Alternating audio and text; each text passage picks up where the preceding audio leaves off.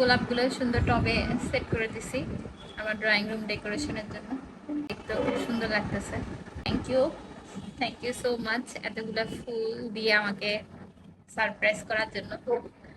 আসলে ফুল দেওয়ার কোনো দিবস নাই, খালি যে 14 ফেব্রুয়ারি ফুল দিবে এমন কোনো কথা নাই। প্রিয়জনকে যে কোনো সময় ফুল দেওয়া যায়। চলুন ফুল ভিডিওটা আমরা দেখি। গোলাপ ফুল দেখতে যতটা সুন্দর, কাটাও তার থেকে বেশি। হাতে কাটা, প্রচুর কাটা, গোলাপে এত কাটা হয় কেন? ওই যে দেখতে সুন্দর ফুলের রানী। গোলাপ ফুল কিন্তু আমার অনেক ফেভারিট। কালকে তোমার কদম ফুল এনে দিছিলাম।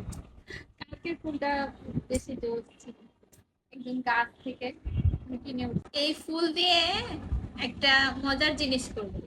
এই গোলাপ ফুলের চা কিন্তু দেশে আমাদের কান্ট্রির বাইরে যে আদার্স কান্ট্রি গুলো আছে, যেমন চায়না আছে, থাইল্যান্ড আছে, ওরা কিন্তু এই ফুল মানে রোজ দিয়ে রোজ টি খায়, গোলাপ ফুলের চা। আর এটা কিন্তু অনেক হেলদি। গোলাপ ফুলেরও চা হয়? হ্যাঁ এই পাপড়ি দিয়ে? হ্যাঁ, গোলাপ ফুল, তাহলে এখানে বেলি তো প্রায় ফুল। অনেক ফুল আছে। আর এইসব চা কিন্তু অনেক এক্সপেন্সিভ। গোলাপে?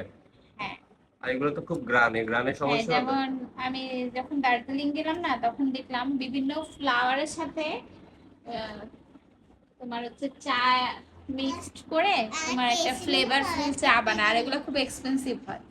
আবার শুধু গোলাপ, তারপর অপরাজিতা, এসব ফুল দিয়ে চা হয়, জবা, গাঁদা। আর এগুলো শরীরের জন্য খুব ভালো। যেমন গোলাপ ফুলের চা খেলে কিন্তু যাদের অ্যাসিডিটির প্রবলেম, গ্যাস্ট্রিকের প্রবলেম আছে, তাদের জন্য কিন্তু অনেক উপকার।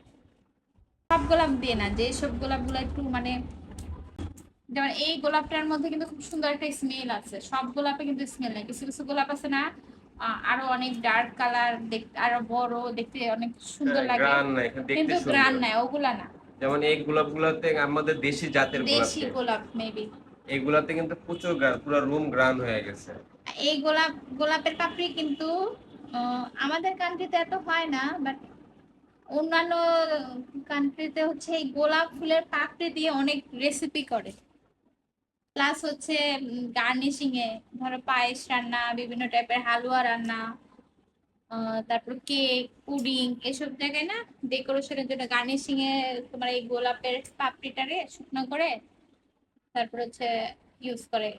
ডেকোরেশনের জন্য? ডেকোরেশন বলতে কি, গার্নিশিং এর জন্য। আমি শেপরে দিলাম গোলাপ ফুল গিফট, শেপ আমারে চা খাওয়াইবো, পুডিং খাওয়াইবো, ফিন্নি খাওয়াইবো, কেক সমস্যা খাওয়াইবো কি এখন? গোলাপের পাপড়ি দিয়া। তো এটা তোমার ভালো না, তোমার পয়সা উসুল। দেখো এই ফুলটা অনেক সুন্দর না? তোমার থেকে বেশি না। আর কম দিও না।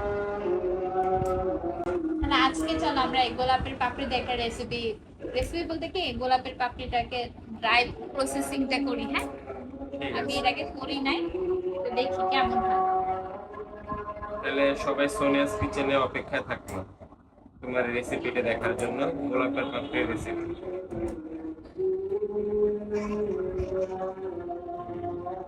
তো ঠিক আছে, এখন এটা পুরোটা আমরা হচ্ছে সাজায় তারপর দেখাই লাস্ট ফিনিশিং, কারণ এটা অনেক টাইম লাগবে।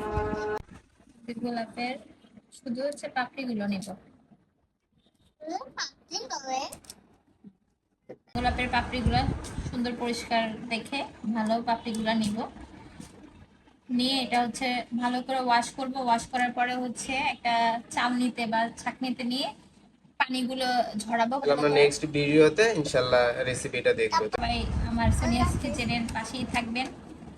আমার খুব শখের একটা পেজ, টুকটাক আমার প্রতিদিনের নিত্যদিনের যে কাজ থাকে ওখান থেকে কিছু কিছু আপনাদের সাথে শেয়ার করি, ভালো লাগার কাজগুলো।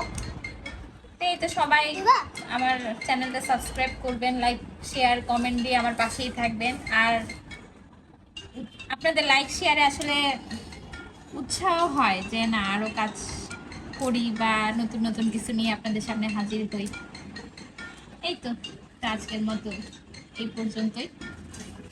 সবাইকে আল্লাহ হাফেজ।